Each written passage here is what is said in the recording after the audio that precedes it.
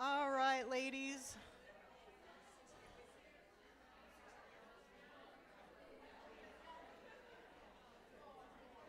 All right, we're going to go ahead and jump back in. If you guys would take your seats. Enough sugar. Let's go. Got a schedule to keep. I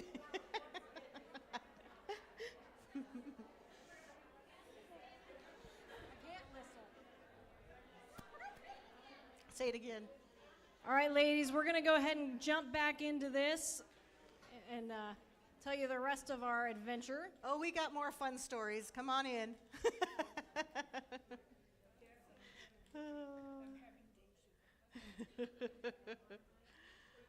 All right. So I'm going to go ahead and get started here. We stopped with the date being in March for the liver transplant, the living donor transplant for us. And little did we know that God had a different plan, and one that actually would show his glory even better than the March date. So Ecclesiastes 3:1, for everything there is a season and a time for every matter under heaven. So 2 weeks before surgery, I had to go to Stanford, went down there to do just my annual normal blood draw kind of stuff, just make sure everything's still good to go. And my liver enzyme spiked crazy high, higher than hers when she had cancer. So my surgeon calls me, Dr. Kirshner, and we can't explain why, doesn't understand. And so she says, well, we're gonna draw your blood again next week, 1 week before surgery. So I'm like, okay, I hope it's a fluke. I don't know. After the second time of my blood coming back with my liver enzymes being really, really high, because they actually were higher the second blood draw, surgery was canceled. I had to call Deb. Mind you, again, we're a week out.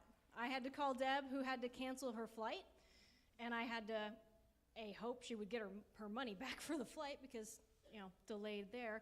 And then I had to hope that if or when we got another date for me to do this, that she would still be available, because now she had kind of changed her life schedule to do this in March. I have a fantastic team at work. They're super supportive. They actually got me this cake before we went out for surgery, and it says, way to put your needs ahead of the team. Okay. They're all kind of a little sarcastic, like Cassie, so We're it all fits in very perfectly. sarcastic. So total joke, but they're great.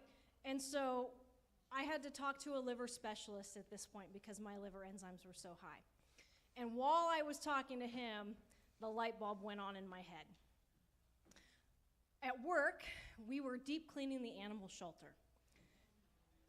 So the cleaning chemicals we used and the amount of exposure that me and my team had experienced in the back-to-back days that we were cleaning there is what caused my liver enzymes to spike. So the day after I got the surgeries canceled, phone call, I attempted to go to work and tried to, plug through it, and my boss quickly kicked me out. She said, nope, you need to go home and you just need to dwell in it and get through that. So I did. I went home. I proceeded to fall apart and cry because I was mad. I'm one of the angry criers. That's me. And so I cried and I was, kicking and screaming and why, God, like we were right there. We were at the finish line.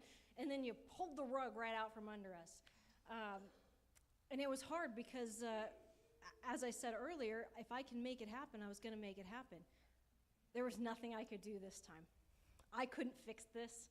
I just had to let the chemicals go through my system and get out, and we had no idea of when they would clear my system. So at this point, after all this, Stanford required me to have a liver biopsy because we didn't know, and we still don't know, why she got liver cancer. So the fear now was, my liver's not healthy. So I had to do a liver biopsy, and they couldn't schedule that until April 1st. So now we were waiting some more. And of course, my liver biopsy came back normal. and then my liver enzymes started to taper off and return back to the normal range. So on April 15th, my nurse calls me again, and she says, "You have been reapproved to donate to your mom." The surgery date is going to be May 22nd.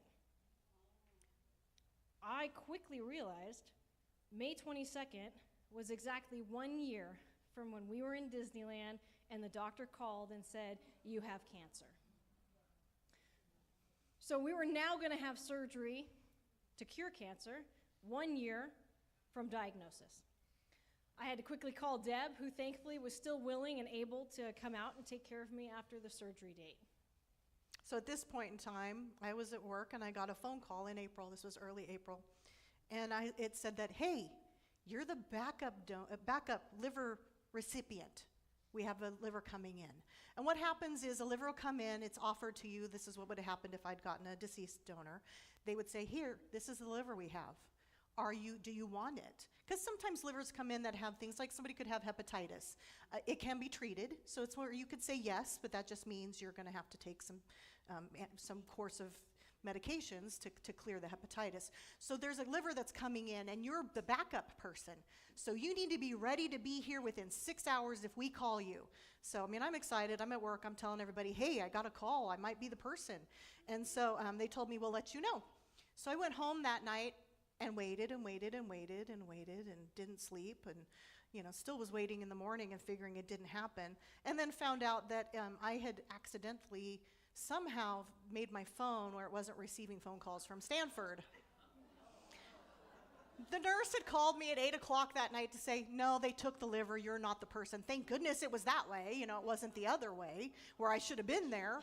But the other person accepted the liver, so I wasn't going to be receiving it. But unfortunately for that whole night, I'm thinking, "Yay, Cassie doesn't have to be my donor." But no. So, it was kind of a yo-yo thing. This whole thing was a yo-yo thing. So now, on May 1st, I had to have another procedure called an ablation. And an ablation's another thing that helps with the tumors in your liver. This is where they put a needle into the tumor and they burn them off and kill them. Thankfully, you could be asleep for this. So I didn't have to worry about all the other things I didn't have to be tacky again. So what they had to do is my tumors were growing. They weren't growing fast. Everything was going pretty slow. But I didn't realize at the time, there's a lot of things I've learned since, but I didn't realize at the time that you can only have a transplant as long as the tumors are within a certain range. And one was growing, and it could go outside of the range. And then it's game over. Then we have to start treating them to try to reduce the tumor so you can get back on the liver transplant list. So this is where I was at. We need to treat these so that the tumors will stay small enough so you can still get your liver on May 22nd. Because to be honest, Cassie and I were a little upset. I'm getting my liver on the 22nd. Why do I have to go through this? Because every time you do anything in your liver in this way, it makes you feel sick. There's no other way to get around it. There's pain, it's sick, it's a hardship. So I didn't really want to have to go through that, but I had to. And this was the moment when my doctor said to me that we needed the transplant sooner rather than later. So at this point, I knew it was Cassie. I wasn't going to have a choice. I mean, they told me that up until they cut Cassie, I could get a deceased donor liver. And that was always my prayer to God, that if it's not really supposed to be Cassie, something else would come along. And so I had to go, okay, we're using Cassie's liver. That's not what I was praying, just so we're clear on that. That's not what I was praying. So at this point, this meant it was time for Cassie's liver. And so we actually headed down to Los Altos Hills on May 19th to kind of get the apartment ready, get everything that we wanted there ready to go for us to go after surgery. And so we did that on the 19th. I had a couple more tests I had to do. Did you have to do tests? I don't remember. Yeah, we had to do tests, obviously, before surgery. And then Dwayne came down on the 21st, and we had to be at the hospital really early on the 22nd. And during my liver biopsy, I had a nurse that was fantastic, and she gave me some really good advice. She told me that with our hair, our longer hair, we should get our hair braided prior to surgery. Less knotting and things while you're staying in the hospital and for the length of procedure that we were having. Problem with that is, Neither one of us knows how to braid hair. So we ended up finding a salon that did our hair for us, and we got to share a little bit of the story. And one of the gals was a Christian, so we kind of got to go a little bit more that way with it. So it was kind of a cool experience. So we ended up doing that the day before surgery. And then I had to be at the hospital at 4:30 in the morning for my check-in. Which for meant we all surgery. were. We were together, so everybody's up, and we were getting ready. And the plan was they were going to start my surgery first, and then once they had my surgery, I was open on the table, and they saw that my liver was good to go, then they would start her surgery.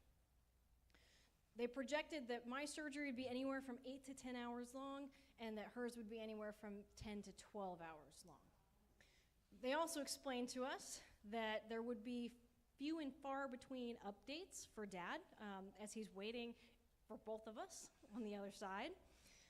But they did give us each like an ID number that they would put up on the TVs in the waiting room so you could kind of track where we were at in the surgery. And so around 6:30 in the morning, I got pulled into pre-op. This is us in the waiting room in our really awesome t-shirts. Hers is fun. In case you can't read it, my mom says my daughter is my superhero, and mine says, of course I'm a liver donor. Who wouldn't want a piece of this? But so at 4:30 in the morning, or sorry, 6:30 in the morning, I got pulled back into pre-op. I hugged Mom in this waiting room and said goodbye as she was sobbing, crying, and just kept saying thank you. Mind you, she said I wasn't a hugger. I'm not a hugger. So I gave her a really good hug before surgery. And as the nurse was walking me down the hallway into the pre-op area, she told me, you know, one of your family members can come back here once you're kind of settled in pre-op. And she said, but only one. You can't have them both. And so I kind of chuckled and was like, well, then it should probably be Dad, because if I bring Mom back, she's just going to keep crying. That's really not what I wanted to be doing. And that's probably really true. Yeah. So I watched Cassie walk away, and I had obviously mixed emotions. I knew that this recovery would not be easy on either of us. So I looked at Dwayne, and the first thing I said is, when I wake up, the first thing you're going to tell me is how Cassie's doing. And so they pulled me into pre-op around 9:30 that morning. The entire time, I never felt nervous or scared. I remember them rolling me from pre-op. They rolled me into the operating room. They had me slide over onto the table myself. I remember looking around the room, checking it out, all the lights. There was a bunch of people in there. My surgeon was in there. Mind you guys, we had eight surgeons apiece. Each in an on our operating teams. room. That's just the surgeons. That's not the nurses. That's not all the other parts.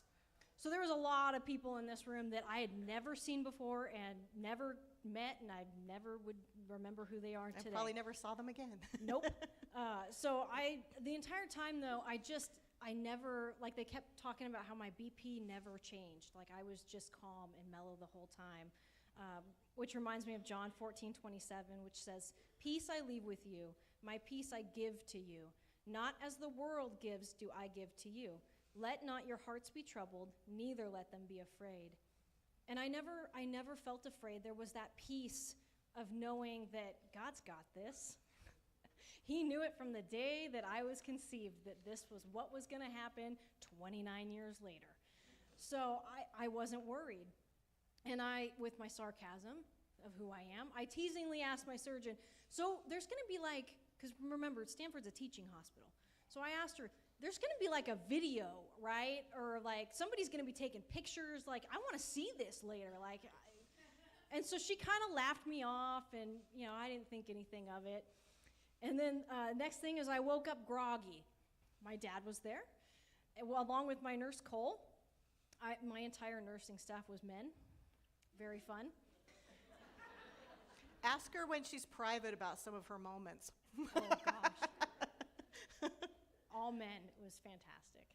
Just what you want for certain pieces of this. So they told me that Mom was good. She was in the ICU. They said surgery went really well. I had gotten to go straight to like the normal transplant floor. I didn't have to go to the ICU because surgery went that well for me. And then I was kind of in and out of consciousness for a while after that. The pain meds they had me on, my eyes were so blurry, like I couldn't see the clock on the wall blurry. And it must have been the pump one, because they just told me anytime that light turns on, push the button. And so it just kept getting like progressively worse. And like every 15 minutes I'd push that button without thinking. Not real, like, medications and everything I was on. It wasn't like my brain wasn't working. So I'm like, man, my eyes are getting worse. And push the button again. It was awful. She'd never had big surgery before, mind you. I hadn't had a big surgery. So that was, they took the pump away from me after that. Let's just say that. So, my eyes are blurry and I'm kind of in and out of consciousness, and my surgeon comes in. And she said everything had gone really well, and then she proceeded to show me pictures on her phone that I assume are of my liver. But my eyes were so blurry, I couldn't see the pictures. But don't worry, she did text them to me afterwards. So for anybody that's up to see the gore, I have the photos. You are welcome to see them. I will show anybody afterwards. It's I didn't put them in this presentation because I figured that some of you would not be okay with that. I didn't put our scars in there either. She has all that, so you guys can see all of them. So just like Cassie was talking about, I didn't have any fear, but let's be honest, knowing God and knowing that God's in charge was a freeing feeling, okay? So the worst thing that was going to happen to me was I'd be face to face with my Lord and Savior. So there isn't that kind of fear. There is no fear of death in those moments. But the next thing that I remember was I couldn't breathe. I couldn't breathe. They had told me, you may wake up being intubated. And so, of course, when you wake up, you're not thinking like that because you're kind of in and out of it. And so I woke up intubated and restrained. So I can't breathe. And my nurse is going, Jen, what's going on? What do you need? And I'm trying to point because my hands are, they're down on the bed. And I'm trying to point like I can't breathe. Because I didn't realize when you're intubated, you can't breathe through your nose. And of course, that's where you want to breathe from, okay? So while you're there, you're like, can't breathe. And I was panicking. And so he's suctioning and saying, you're fine, you can breathe. And then he puts me back to sleep. And I hear him ask Dwayne, what kind of music would she like to calm her? And he says, Christian contemporary. And so thankfully it was, that, not something like rock and roll or something that could have really put me over the edge. But so I fell back to sleep as he gave me medication to put me back under, listening to Phil Wickham. I couldn't for the life of me tell you which song it was. I just knew it was Phil Wickham, okay? So I'm panicking, listening to Phil Wickham, and then I'm out. And then slowly through the next couple hours, I could hear music. There was music playing in the background. I couldn't tell you what it was, but I'm also a musical person. I love that. So that's what calms me. So it did calm me, so that the next time I woke up, Kim's over, the nurse that was for me in the ICU, was one of my first angels I had through all of this. And so Kim's comes over and he says, how are you doing? And I was calm. And he took that thing out. And I looked at him and I said, if I hadn't freaked out earlier, would you have taken that tube out? And he says, yeah. Great. So, and then at that point, Dwayne told me, Cassie's fine. Everything went well and she's okay. So then Kim's looks at me and he says, I'm already working with Cassie's nurse Cole, and we're trying to get her to come down here to the ICU so that you could see her. So here he hadn't been asked, I hadn't told him or anything, but he knew without me even saying anything that me seeing Cassie, putting my eyes on her, was actually something I really needed. And so he was already working on that. So there we are, Kim's. and that's Kim's. That's Kim's there. He was, oh my goodness, I can't give enough props to this man. Even when I was in and out of sleep, I would listen to he and Dwayne talk. They had so much fun together. He would be picking me up and getting me to the toilet. I mean, there's a lot of things that you don't realize you need, and this gentleman was just fabulous, fabulous man. So I went back to try to find him twice and could never find him again. He was an angel. So later that day, my nurse came in and grabbed me and he said, do you want to go see your mom? Oh yeah, I want to see my mom. So he brought in a wheelchair and he took me down to the ICU where we got to visit for a little while. And it was exactly what we both needed at that time. because I knew I had known a lot sooner than she did that she was good, but I knew she was in the ICU. I knew she was intubated. I just, you want to have eyes on the person you're doing this for. So we were in there hanging out together, on drugs and stuff, mostly. You can see, mostly it's there. not my best photo, but this was, just a couple hours after waking up. But it was also really weird because the entire time we're sitting here just to being together, we kept having groups of people that were coming like in and out of our rooms, groups of like 6 or so. And there must have been students or interns or something, because the guy that was obviously in charge just kept saying things like, "You got to see this. You may never see this again." And, again, we were on such heavy pain medications, it wasn't really registering to us at that time what that meant. But later we found out that living liver donation only happens like twice a year at Stanford. And it's typically parent to child, not the way we had just done it. And then from all of my prior testing, we found out that I had what they call an accessory artery in my liver, which is just an extra artery in your liver, nothing super exciting. But only like 10% of the population has this accessory artery, and it's not a genetic thing. And so imagine our surgeon's surprise when they open her up and they find the exact same artery in the exact same place on her liver, which meant the day before surgery, we talked to the surgeon that was going to be like sculpting my liver to then fit into her, and he was talking about that extra artery I had and how it was going to make it harder to kind of get some stuff hooked up with her. And so imagine the surprise on that gentleman's face when, it was a lot easier to hook it up to her than they were expecting. And they kept calling us unicorns. We were unicorns in this medical world, which to those of us that know, it was a miracle. So we spent 5 days in this hospital with an amazing nursing staff on this floor. We were on the transplant floor for liver and kidneys. So our whole section, everything, like when we go to the Stanford for anything, it's a liver kidney section that we go to. And so they have a whole floor, the M floor, that was dedicated to liver transplants and kidney transplants. And so Cassie and I were both on the same floor, but we were in different units. So like I was on one side and she was on the other side, which meant that it was a good thing for me because it made me walk. So, so within 2 days, like probably a day and a half after surgery, they have us up and go. Obviously, Cassie was sooner because she's down to me in the ICU. But once they got everything unhooked from me, I could start walking. And so they were pushing me to walk. And having Cassie on that floor meant that I was walking a lot. I got a lot of steps. In fact, they would just, sometimes they would say, "Okay, just let us know, Jen, when you're leaving your room so we know where you are." And to be honest, I got in trouble once. I went rogue. I didn't realize I went rogue. But I went rogue, and my nurse came looking for me in my room to give me my medication, and she couldn't find me, but she goes, "But I knew exactly where to look." And they found me sitting in Cassie's room. So, I didn't get in too much trouble, but she says, "Just let me know before you walk out."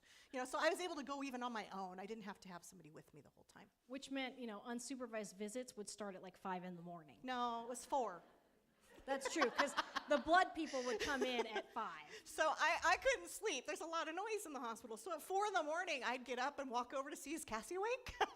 And sometimes we'd peek in her room, and she'd be asleep, and we'd leave. And so but my door, I don't know what was wrong with the door of my room. It made this really loud noise every time it opened. And so even when she was peeking at me to see if I was awake, she woke me up. And then I would just ignore her, like, "Not yet." Sometimes she let me come in, sometimes not. So after 5 days, we were both released from the hospital on the same exact day, which was surprising for all of us. And I don't know if you can see my shirt now. It says I contained recycled parts.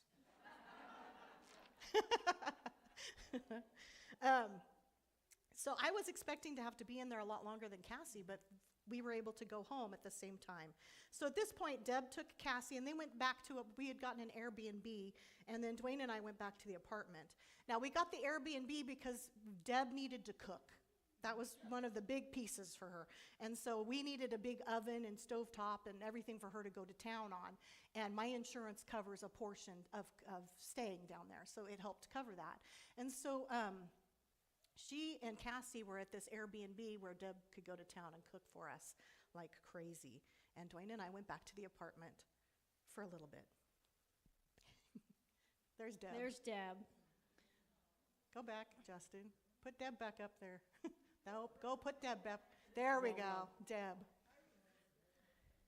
Yes, now you might remember Deb now, seeing her face. And she was great. She babied me when I needed it, but also let me be independent when I could handle it. She made so much food. And it was good. Such good food. She's a really good cook. And so we were hanging out in the Airbnb. You know, she was cooking. I was, zoned out on the couch watching movies. And then on like day 2 of being released from the hospital, I start getting these really panicked texts from my mom. Dad's sick. He was running a fever, guys.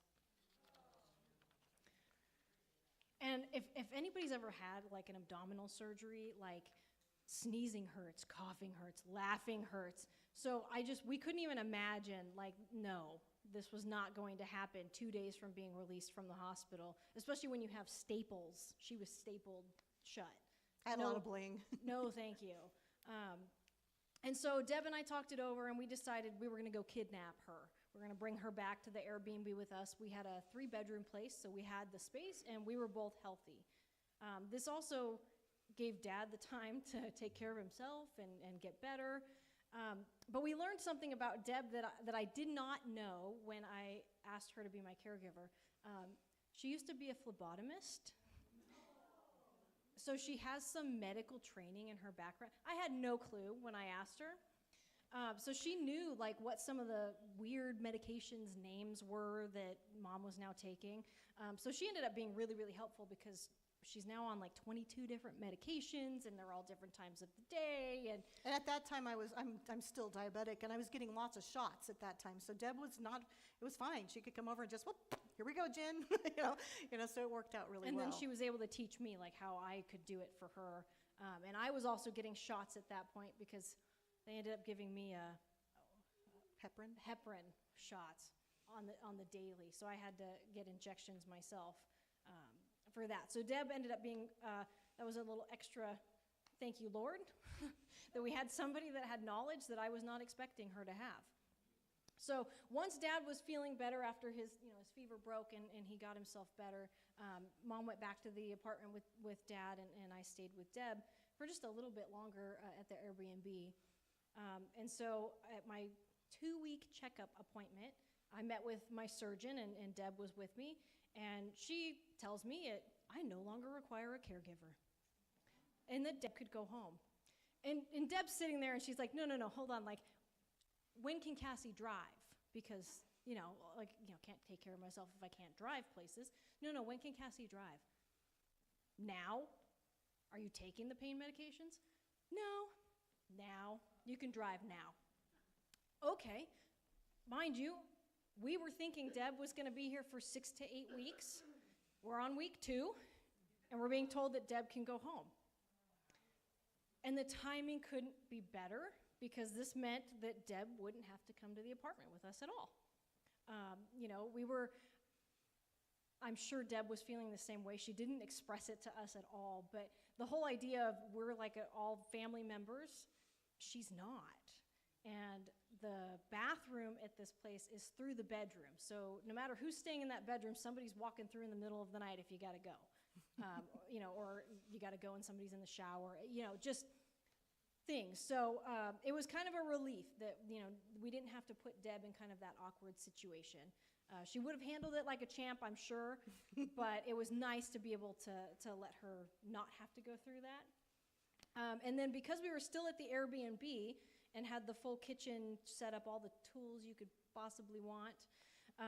Deb was able to prepare, she went to town again and prepared us enough food that lasted like 2 months after she left. The freezer in our apartment was packed, and she made things for us that would be like easily reheatable type things, or things that could be done on the barbecue that, a man could easily handle cooking. Because again, we are the cooks in our household, not the guys. So she was trying to make it as easy as possible, and she really, really did on us. And then we were really excited too, like once we were back together, it was really nice. And this is at the little apartment that we were staying at. They had this beautiful pool. And so that ended up being like, we would go down there and we would do laps around the pool and get our steps in, and that's how we would track it. And we knew, like, okay, if I do 15 laps around the pool today, that's gonna be X amount of steps.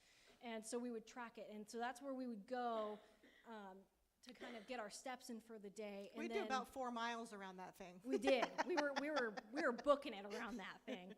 And then, we were down there in the summer while you guys were up here in the heat of summer. We were down there in not such heat. But it was still warmer down there. And so when it got warmer, we would sit on the edge of the pool and stick our feet in and, kind of kick. And then once we got the okays from our doctors, we ended up ordering floaties that were delivered. And we would sit on the floaties in the pool and just kind of enjoy some time outside, because we were seeing a lot of walls within the apartment and then at the hospital as well. So even though we whine about the Bay Area, we were in a beautiful place, guys. We Just were. wanted you to know that. So June 13th came, and I had, at this point in time, I was getting my blood done 2 times a week, and then I'd have to go to clinic once a week. And so I got my normal blood draw done in the morning, and then I got a phone call from Stanford, and remember, it's a teaching hospital. So the young guy that called wasn't probably as good at giving information as you would hope for. No, okay? let's be honest, his bedside manner was awful. But anyway, so this wasn't my most finest moment, but I got a phone call from Stanford that says, I was in rejection. You're in rejection. How long is it going to take you to get to the hospital? And I need you to go to the ER now, because that's the best way for us to get you into a bed as quick as possible. And so, of course, this created panic, and I'm crying, and I'm getting stuff together, and we got over there, and I got back onto the transplant floor where we had been, and the nurse says, oh, Jen, this is normal. I said, I just wanted to be a one and done. She goes, I, in my 27 years, have never seen a one and done. She goes, that doesn't happen. Some people come back multiple times, and you know what? She was right. I came back to the hospital 2 more times after that for rejection. And so, again, thankfully, that we had friends that were letting us stay in the place. So, because my 3 months turned into 4 months, now that I was having so many issues and having to stay close by again. So it was longer than we had anticipated. So one of the things we talked about, we love the beach, and Pacifica is only about 40 minutes from where we were staying, and so hopefully our videos will play. We were down there, and we went to the beach 2 different occasions, and we had spectacular whale shows where they were just breaching and coming out of the water. And mind you, we didn't know that was whale season while we were down there. We just wanted to put our toes in the sand and listen to the waves hit the beach.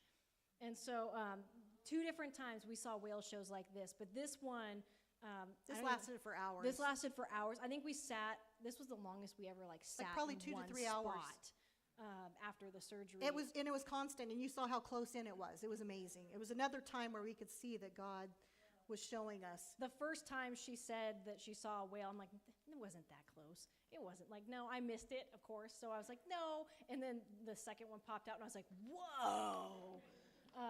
So it was just like another God moment for us of like, here's my beauty and my, see me in this experience. Because little did we know, the day after we saw that whale show, the doctor was going to tell us, yeah, you know that date when you thought you were going home? No, you're not going to get to go home. So, just God giving us a little bit of his comfort again throughout this experience. All right, so finally we get to return home September 8th. But my journey's not over, guys. 2 weeks after being home, I got sick, and I had to go back down and be hospitalized in Stanford, which is one of the reasons that you see me not here and in my mask and stuff. So we're still working on my rejection. I'm still in rejection. They're still fixing my medications. I get this thing called an IVIG infusion once a month. It kills off my T and B cells, which means I'm even more immune compromised than just from the medication. So, but they're hoping that that'll help get my my stuff into the right place. And so She can't just accept the gift. That's what she's just teasing me, just take the liver. And I said, well, it's got to be a little harder. I'm still learning. But Dr. Sasaki, one of the surgeons on my mom's team, he did make the joke when she was hospitalized the first time for rejection that, sometimes mothers and daughters, they just fight. And, and so he told her, you got to spank it correct it, get it back in shape. And so I need you to continue to pray for me that they finally figure out my body, because everybody's different, and my medications and what I need and what I can handle. And so I want to be back with my church friends and family. I miss you all. So here again, 2 Corinthians 1:11. You also must help us by prayer, so that many will give thanks on our behalf for the blessings granted us through the prayers of many. And so with this, one of the things that happens when you have something like what I've had, cancer, and we've got a lot of people right now in the body that have that, and the first thing that goes through anybody's mind is why? Why me, God? Why? I don't know all the whys, and of course we all know we live in a fallen world, a fallen sinful world, and that things happen in this fallen sinful world. I do have answers for some of my whys, so I'm going to share them real quickly with you. I know we're running really low on time here. But number one is, in my weakness, he is strong. I've learned that. So 2 Corinthians 12, 8 through 10. 3 times I pleaded with the Lord about this, that it should leave me. But he said to me, my grace is sufficient for you, for my power is made perfect in weakness. Therefore, I will boast all the more gladly of my weakness, so that the power of Christ may rest upon me. For the sake of Christ, then, I am content with weakness, insults, hardships, persecutions, and calamities. For when I am weak, then I am strong. So I know this. This is the Lord showing me that I need him. And then my second one is that all of you know that when you go through trials and tribulations, you draw closer to the Lord. And so that's what this has done. It's drawn me closer to God. Because before I could do everything on my own, I could make things happen like Cassie. I'm going to make you get my liver. You can make things happen. But we do need to understand that it's God that does this. The other thing is, I struggled with witnessing to people. I'm not the best at going out and doing that. This story has given me a story. So I can't tell you how often I can say, I had a liver transplant. And then I can tell them, and then people go, oh, wow, and then I can tell them, and then they're trapped. I love it. And so I can share about the Lord. Now, Cassie and I, there's so much. We couldn't, in fact, we've already gone over the time we were allotted. So we have so many things that happened through all this. Real quick, I want Justin to show the quilt. This quilt, Gail Dilka made this for me years ago. And those of you that know Gail, she passed away in 2020. And she made this for Dwayne and I. It was done by the church body. They did it together. They prayed for us while they put this together. And it was the time, and this is the one time I told Cassie, this is going to be when I'll cry the most.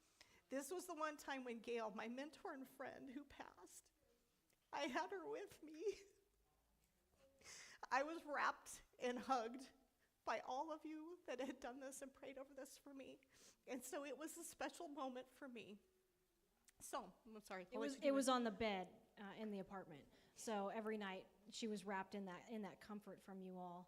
And then one of the other things that almost every time we went down to Stanford, the Lord gave us rainbows. And so the picture on your left is actually at Stanford. We were leaving from one of the testings of one of the times, and that's like us leaving their parking garage, and it's right there. That's as you're going straight out from Stanford. There's that big, beautiful rainbow. It's amazing.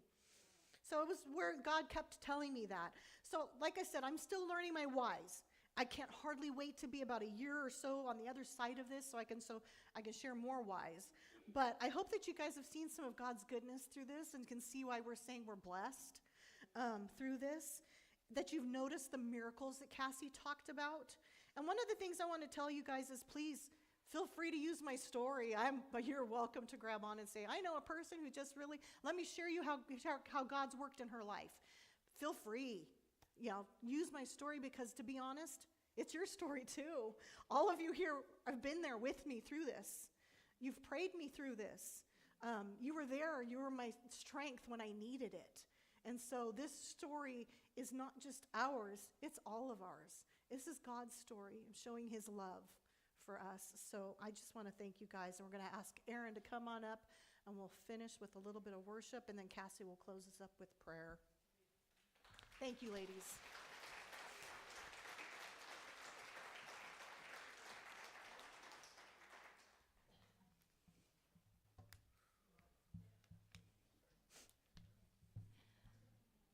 Wow. Won't let me off the stage.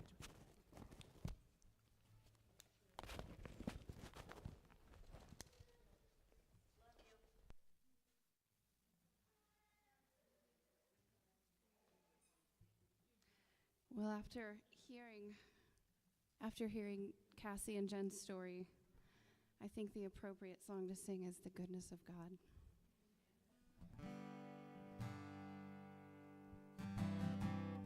If we need to stand, ladies, this is a good time to stand. You need to stretch your legs.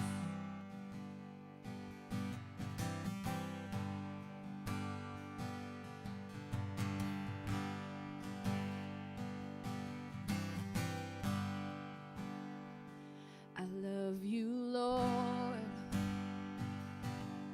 for your mercy never fails me, and all my days I've been held in your hand. From the moment that I wake up until I lay my head, I will sing of the goodness of God.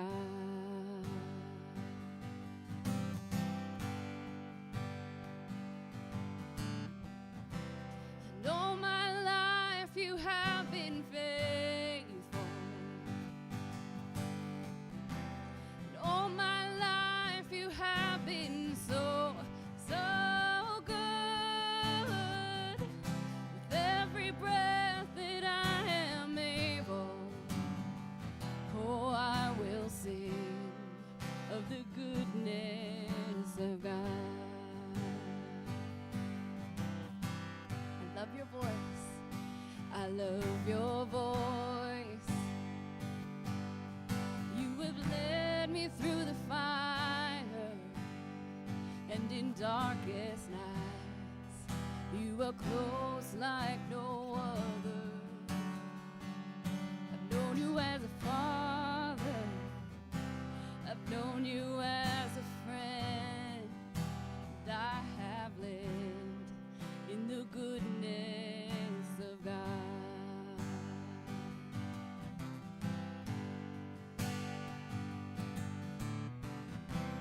And all my life you have been faithful. And all my life you have been so, so good. With every breath that I am able, oh, I will sing of the goodness of God. Yeah. Your goodness is running after, it's running after me. Your goodness is running after, it's running after me. With my life laid down and surrendered now, I give you everything. Your goodness is running after, it's running after me.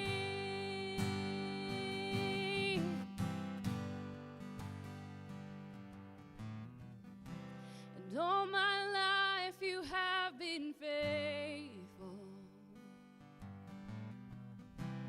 All my life you have been so, so good. With every breath that I am able, oh, I will sing of the goodness of God. Sing all my life. And all my life you have been faithful. Yes, you have, Lord. All my life you have been so, so good. With every breath that I am able, oh, I will sing of the goodness of God. I will sing of the goodness of God. Yeah, I'm gonna sing of the goodness of God.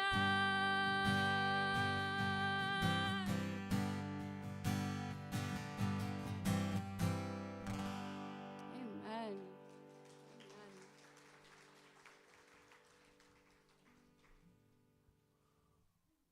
Everybody's got a story. Everybody's got a story.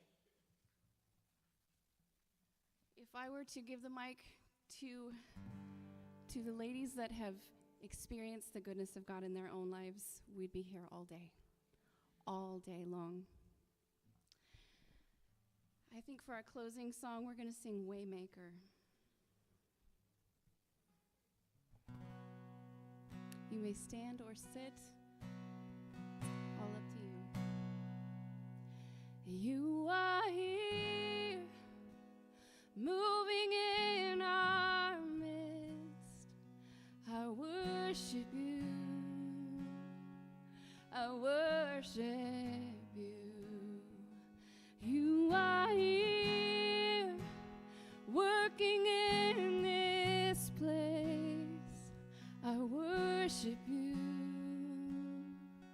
I worship you. You are waymaker, miracle worker, promise keeper, light in the darkness. My God, that is who you are. You are waymaker, miracle worker, promise keeper, light in the darkness. My God, that is who you are. You are here, turning lives around. I worship you. I worship you. You are here, touching every heart. I worship you. I worship you. You are waymaker, miracle worker, promise keeper, light in the darkness. My God, that is who you are. You are waymaker, miracle worker, promise keeper, light in the darkness. My God, that is who you are. That is who you are. That is who you are. That is who you are. That is who you are. Even when I don't see it, you're working. Even when I don't feel it, you're working. You never stop, you never stop working. You never stop, you never stop working. Even when I don't see it, you're working. Even when I don't feel it, you're working. You never stop, you never stop working. You never stop, you never stop working. Waymaker, miracle worker, promise keeper, light in the darkness. My God, that is who you are. You are waymaker, miracle worker, promise keeper, light in the darkness. My God, that is who you are. You are here moving in our midst. You are here, moving in our midst. I worship you. I worship you. You are here,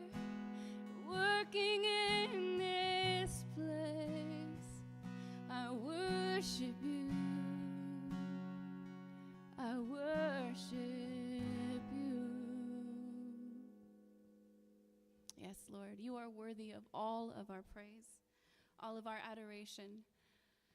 You are the way maker. You are the promise keeper. You are faithful always. Lord, we just want to give you all of the glory and all of the honor for the work that you've done, Lord, in the lives of Cassie and Jennifer, Lord, and of each of us. You have worked in each of our hearts and each of our lives, Father, and you deserve that worship. You deserve that glory, and you deserve that praise. And Lord, as we get ready to close out our time, God, we just are so grateful for this opportunity to be here. And Lord, we just ask your blessing on the rest of this time as we go home. Lord, that we would remember what it is that you have spoken to us, the things that we've learned, Lord, that you would give us a verse to hold on to and walk through the rest of our weekend with. We lift all of this up in the name of Jesus. Amen. Just want to thank you guys all for coming and for being here and for listening to our little crazy adventure that the Lord gave us this year. I just want to thank Aaron for doing our worship today.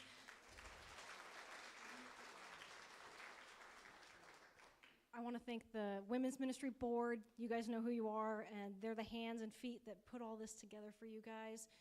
I want to thank the people that provided for us for food today and all the hands that prepared everything for you guys.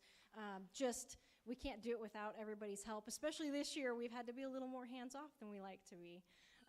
So I just want to thank you guys for coming. There are so many more thank yous I can give out, but I hope that you guys found the miracles that we were talking about in our story.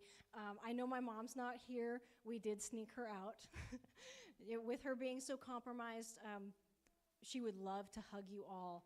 She really, really would, and she really wants to be back with her church family. So as this journey continues for her, you can pray for that they could just figure this out for her, because she is still figuring out the rejection piece of this, much to my dismay. So just you can continue to pray for us as we continue on this journey. And I just thank you guys for coming today. I can't tell you what it means to all of us and for all of your prayers throughout this entire thing. I was telling some ladies earlier that we could feel it. We could feel it. And so the one thing, I had somebody ask me, what's the one thing you got out of this experience? And for me, it was, how do people not believe in God? You know, we had surgeons that were very impressed with themselves and their skills, which thank the Lord for the miracle of medicine, for that. But you heard some of our story. There was more miracles that happened that we couldn't fit in for the 2-hour conference. But I can't believe that people don't know how big our God is and how miraculous he truly is in each of our lives. I'm going to hang out. If you guys have any questions or you want to ask something, feel free. I'm going to do it for the both of us as she's gone. But other than that, please grab some snacks on your way out. And thank you guys for being here.